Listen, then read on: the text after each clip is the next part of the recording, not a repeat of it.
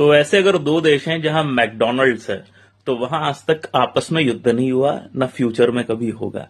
ये मेरा नहीं कहना है, ये है गोल्डन आर्चेस थ्योरी, जो मिल्टन फ्राइडमैन नामक एक बहुत बड़े आदमी ने अपनी किताब में कही थी, जिसका नाम था the Lexus and the olive tree. उनका ये कहना था कि जब एक देश का मिडिल क्लास बहुत स्ट्रांग हो जाता है, इकोनॉमिक डेवलपमेंट हो जाता है, कि मैकडोनल्ड जैसा इंस्टीट्यूट वहां सरवाइव करने लगे, तो उनको बहुत कुछ लूज करना पड़ेगा अगर वो युद्ध में जाएं। और अगर दोनों साइड देशों के इतने इकोनॉमिकली डेवलप्ड हैं, तो ऐसा युद्ध करके वो कभी भी अपने इकोनॉमिक डेवलपमेंट के साथ छेड़छाड़ नहीं करेंगे। हालांकि जब ये 99 में ये बुक पब्लिश 96 में बुक पब्लिश हुई, उसके बाद बहुत सारे कॉन्फ्लिक्ट ऐसे हो चुके हैं जहां दोनों देशों में मैकडोनल्ड था, भारत में भी ऐसा हो चुका है।